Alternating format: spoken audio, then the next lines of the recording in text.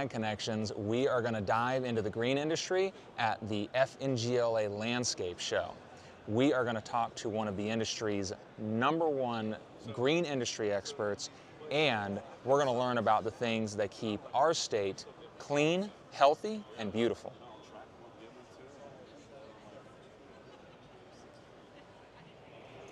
So this room is filled with green industry professionals, and their literal job is to produce product and install product that cleans our water, our air, builds soil health, and prevent erosion.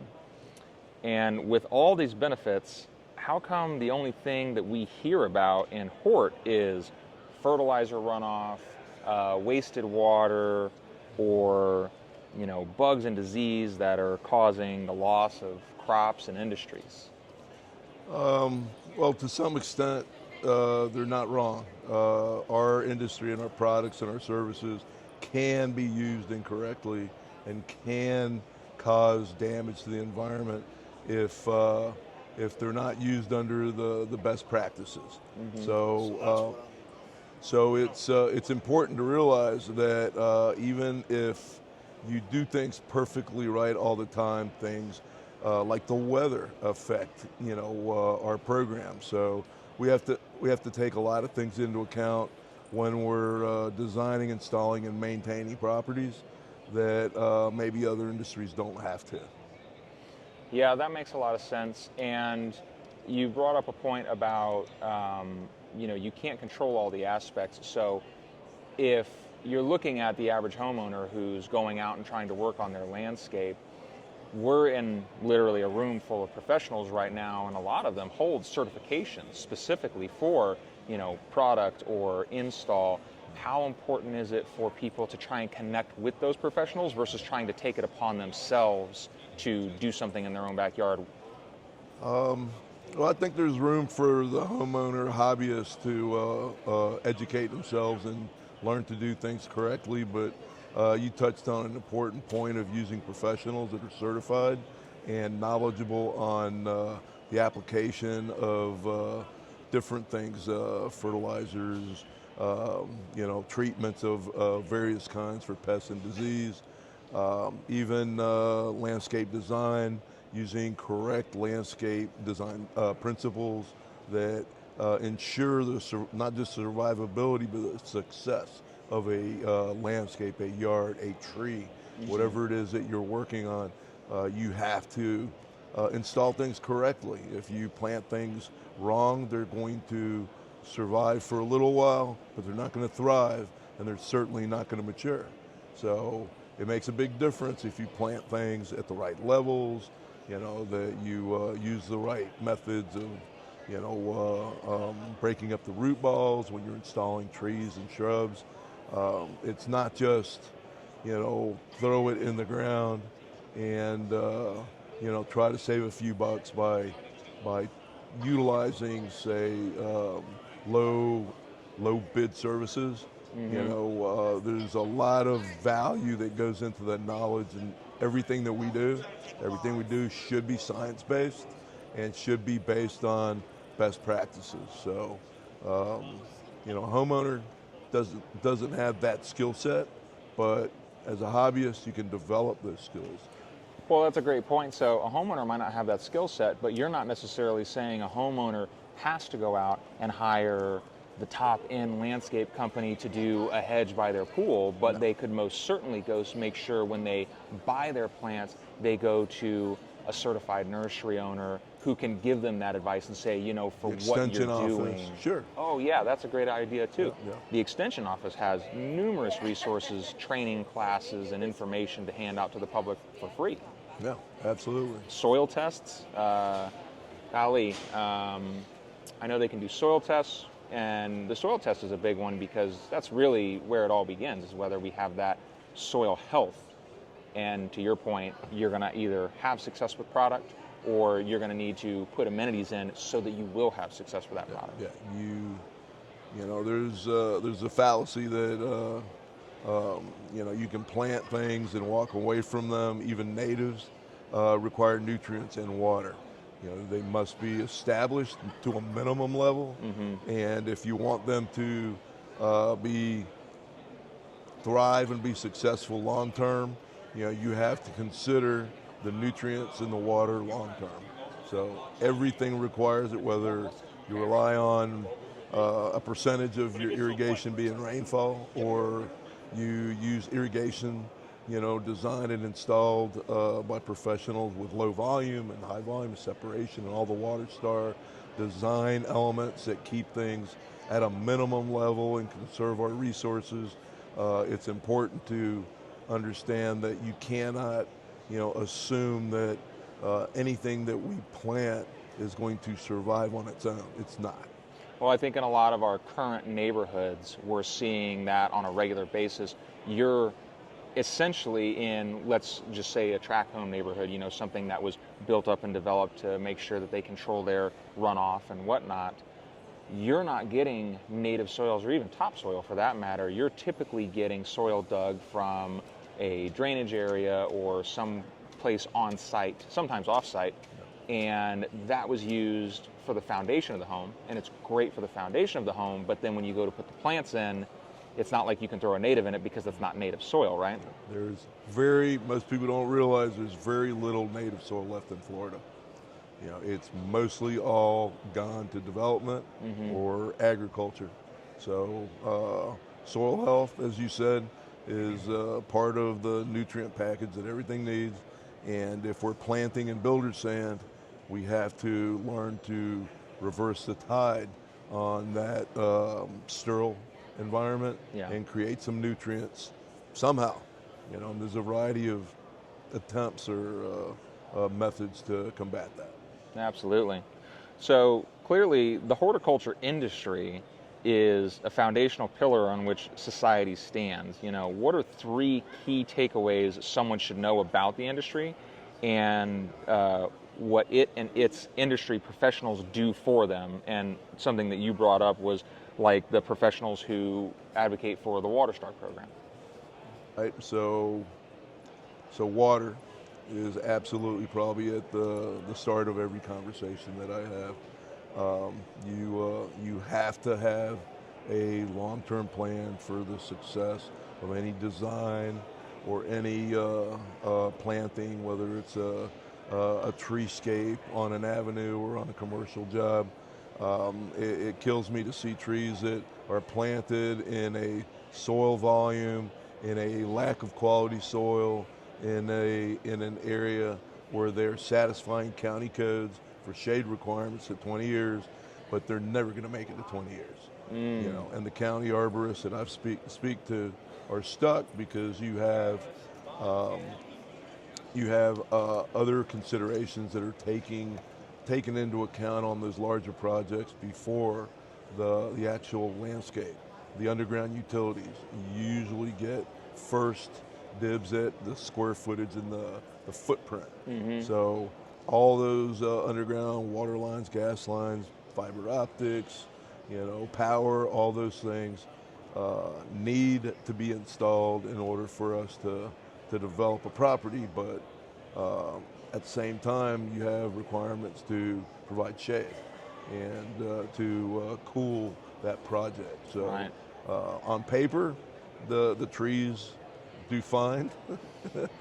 Not so much when they're not given proper soil, proper nutrients, proper water, in the soil. Yeah. So water's the first, is the biggest one, and we were both in a discussion earlier in this conference where statistically, Florida is going to extinguish its current resources for water by 2045, I believe was the number that was brought up. Yeah, and there was a report, the 2070 water report, that came out years ago, highlighted the fact that there's 1,000 people a day moving to the state of Florida, and now it's up to 1,500 a day that are moving to the state of Florida, impacting all of our resources, and not just consuming, more water, but taking up more ag land and expanding our urban boundaries. So focusing on the urban forest and green spaces, connecting them, and utilizing best practices, water star, Florida-friendly landscaping is one of the things that we should concentrate heavily on in the state of Florida. Right plant, right place. You're talking about the things that impact this industry. When the wrong plants are utilized or overplanted, it creates a situation where pest and disease are invited in. Right. And even if it's a native plant and it's used to the extent where it's overpopulating certain areas, insects will come in and we'll start seeing diseases on even natives that weren't there, not too long ago. That's a great point. So, best management practices and more specifically, right plant, right place would probably be your second choice then, because I'm thinking of, there was a Knowledge College meeting. There were, a group of educators who came in and talked about lethal bronzing. And that's something that I think really fits the bill in terms of what you were just discussing. We have an insect that's bringing or spreading a disease, and the primary areas where that gets spread is in disturbed areas. The place where the nymphs or the babies of that bug grow are in the grass, and when you create a monoculture, there's no diversity, so it's very easy for those insects to get on those trees. And basically, when you start looking at palm trees, which is what's affected by lethal bronzing, there's, I believe, over 25 species, and they're next to the highway, and there's nothing but sod around them. You're almost in a disturbed area because obviously they made that space. You're pretty much creating a premium incubator to spread that disease versus those planters, which you would hope would speak to those local professionals and get suggestions to say, we should really do some trees, or we need to break this up. We need to have that right plant, right place. Yep. I think a combination of the two is probably the third. That if we don't begin, let me rephrase it. If we don't begin to design the landscapes based on water needs, if we in the past we've created these beautiful gardens and landscapes, and then we design a sprinkler system to take care of that. It's got to be the other way around now. We have less water. We have to figure out how much water we have and are capable of extracting and utilizing. And then we have to design our landscapes to accommodate the amount of water that we have. That way, we're not over-designing. So our landscape design standards have to kind of get flipped to where our water star irrigation systems and our Florida-friendly landscapes actually work together to conserve water, but it's not the plants that come first. Right. It's the irrigation that is calculated based on availability, not on desire. Yeah, based off the resources available. Yes. Yeah, that makes a lot of sense. That really kind of leads into my third question for you, which is what happens when industry professionals are not listened to or given a seat at the table? Certain laws have been passed around the state which go beyond industry recommendations, and in these cases, it's not a more or less is better. What would be best is actually listening to the professionals. I know you've got some experience with that, so I wanted you to give your perspective on it, because it's something where what you just said really hit home.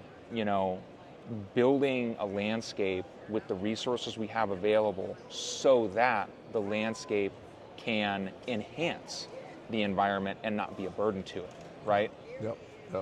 So definitely in my county, things have taken a turn, and it started out, and let me put it this way: we're all after the same thing. We're all trying to do better with less, meaning water. And we've done considerably better over the last 30 years improving our irrigation designs, are technologies incorporating all the latest irrigation equipment and water saving products that are now available that weren't available that long ago. Um,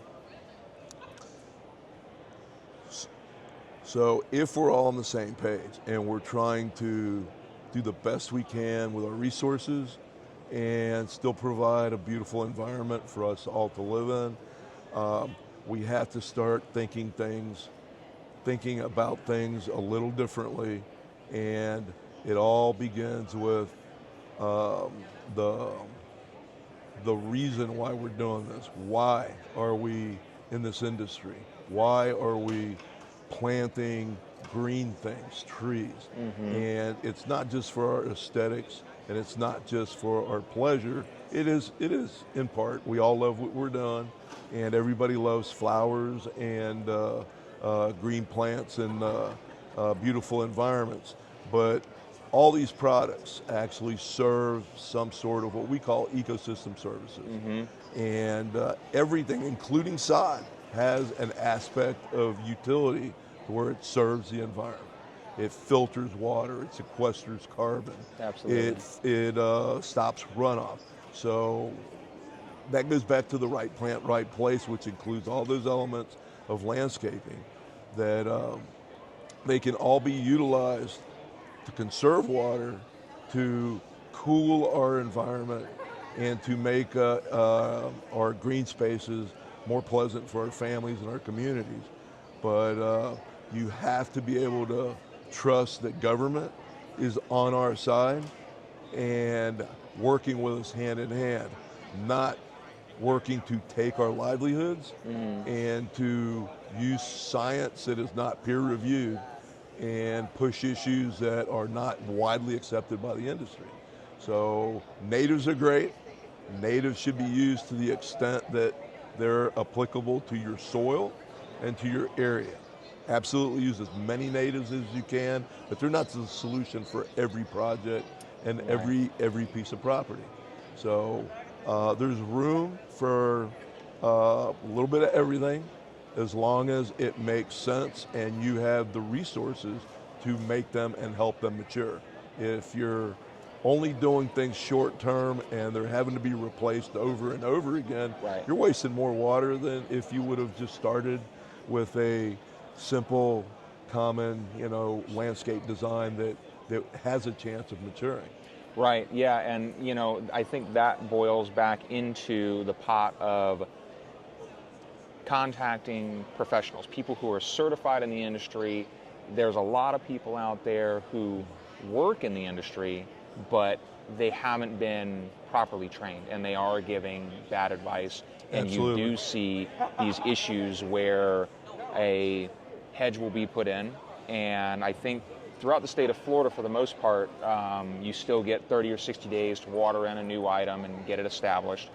And even through Florida Water Star, in a lot of scenarios, they want to see that water reduced over time. The plant should fit the space, it should grow in a healthy way, and then it would live off regular rainfall and the natural environment that it has around it. So if we have a homeowner or a landscaper who says, hey, we're going to put in a plant that can reach 20 feet tall right next to your house, or we're going to put an oak tree 15 feet from your home, this is an example of not the right plant for the space. And then you're going to spend money ripping it out, and then you're going to have to reestablish a new plant versus consulting that professional. Maybe you do spend a couple extra dollars up front, but in 20 years time, that plant's theoretically, barring you don't back your truck into it or something, but it should be alive, doing well, and providing so many beneficial resources. It's it's more than just pollinators and butterflies. There's birds that need that environment and the ability for soil health to build. And there are spaces where 100% grass is the best option for that space. If you've got a contouring area and you need something that's going to hold that earth together and prevent erosion. Yeah, erosion, all that stuff. So most common problem in landscapes where you don't reach out to a professional or a developer has a crew that really aren't landscapers, they're just laborers, and they're doing the installations as fast as they can knock these houses out. Right. And they're putting too many plants in, they're putting them too close together, too close to the buildings, and I can see from day one that this landscape is designed to fail. They're designed for realtors at what I call their curb appeal only landscapes. They're not functioning systems. They're Right. just layers of different colored plants so they can sell the house.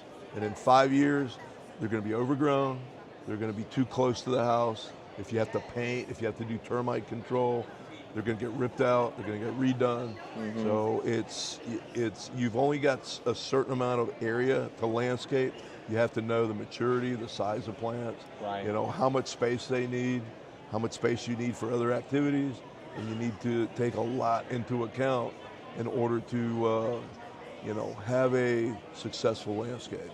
Absolutely. And those landscapes really are, I feel, the foundation of communities. We did a post a while back and we commented about how a new community had been put in and they really didn't put the right trees in. They pretty much sodded everything and they put in a handful of plants, a little bit of color by the front door, and then they threw a holly and a crepe myrtle out in the yard.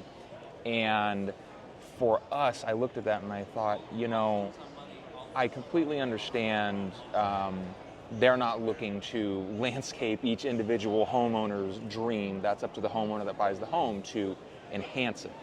But when they auto put in plants that are going to provide no shade or are going to get too big because they're too close to the home, you reduce the community's ability to get out and actually connect, because nobody wants to go out when it's 96 degrees outside and stand on the sidewalk in the full sun. And if a simple thought process of, we could really use a mid-size shade tree by the walkways, you're not only going to put in a plant that is going to be able to stay there for a long period of time and actually benefit the area, but it really brings the community together, because you don't see people walking around communities that have no shade trees. But you go into a community that has some mature shade trees, people are walking their pets, and they're getting engaged with their neighbors.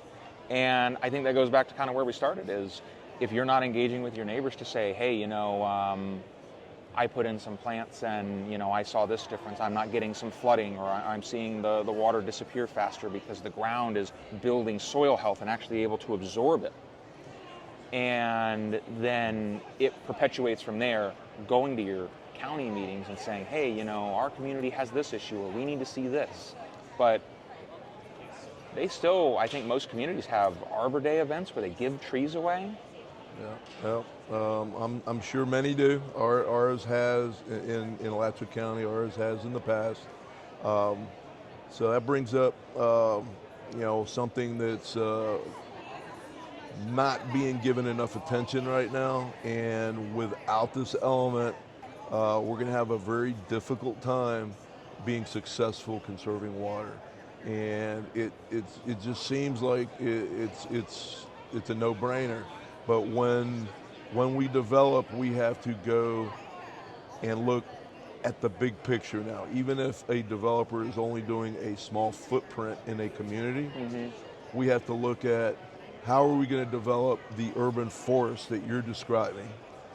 One tree at a time, one lot at a time, one community at a time, and connect all these green spaces together so that you don't just have one neighborhood doing that, you have an entire community connected by green spaces.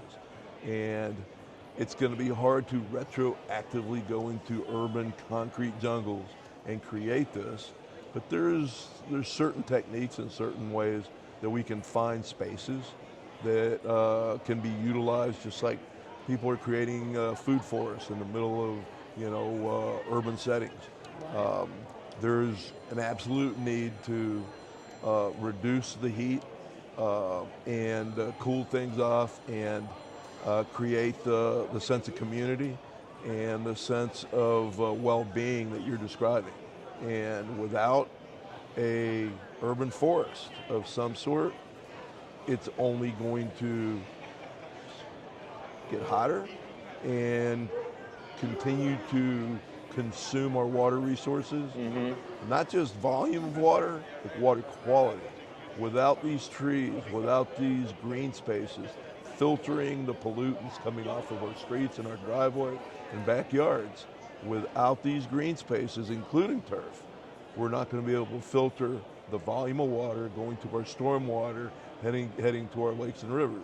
So these green spaces aren't just going to be fun and attractive, they're going to be functional, cleansing systems that get things back to where they should be. Yeah, so it's going to take community, more than just advocates who are here right now who are going to support it, but also the individual homeowner to participate. It's going to take the community. It's going to take time. We can't expect to throw a podocarpus in and now all my water problems are solved in my backyard. It takes years and years for these to build and establish. You got to educate folks on these things that we're talking about, and the consumer has to want to invest. Without the investment of time and treasure by our citizens in Florida, if they're not going to City Hall and the county commissioners and requesting this change in their community, we can grow everything we want. We can provide all the solutions. All the solutions with design standards and model ordinances that we can hand to communities. They have to run with it. They have to actually accept that concept and be willing to convert their communities into functional systems that actually filter and do all the things that our environment needs. Yeah, community engagement and investment. That is it, whether it's financial, hiring a professional, whether it's you getting out there and speaking to a professional on how to do it, you have to invest in your yard, in your landscape, in your community, and you also have to be real with the fact that it might not be us who get to enjoy that future space fully grown, but I most certainly know that, for the next generation to be able to one day at least know that that's got the potential to be there for them, that's really where it comes in. Because if we're not building for them, then you might as well just bulldoze it all. I mean, you're either going one way or the other, and right now, even though we're putting in plants, we're not building anything for them. Right. So I actually disagree. Oh yeah? Yeah. I think we are building something. I started 30 years ago building an urban forest in one development. And now the trees are 12, 14-inch caliper, 40, 50 foot tall. And the shade goes from one sidewalk on one side of the street to the other. And the development phase that we're on now, the 30-gallon trees are 8 foot tall. That's fantastic. So you can build what we're describing. Yeah. It takes time. And I'm not going to see all of it, but I've been able to see enough of it to know that it works. And it doesn't just make sense. It actually improves year after year after year and gives back more in resources every single year. And I have put less inputs in it every year because now they're mature. So, I mean, that's really encouraging to know that it's, even though we're seeing, from my perspective, I'm seeing the neighborhood go up that isn't facilitating that, you're able to go in with those design standards and that effort and see like, this isn't like a done deal where this community is hopeless. We can change those communities. No, you just need a master plan and the desire to follow through with it. So as a community and as citizens, we have to do better with less. And as an industry, I think we're on the move to doing just that. We just have to be allowed to use the latest technology and the accepted science that were given by our researchers that give us today's solutions for tomorrow's problems. because tomorrow's problems were yesterday's problems. You know, we're still trying to figure out not just how to make our environments more functional, but we have to go back to the sins that we've made in the past and all our communities that are now, you know, extremely hot and getting more crowded all the time. And unless we work together, government, the industry, and your average Joe citizen, you know, unless everyone comes to the table and begins to understand that this isn't going to be a one-size-fits-all, and it's not going to happen overnight. But if you look over your shoulder, after a while, you can see the shade coming. Yeah, that's fantastic.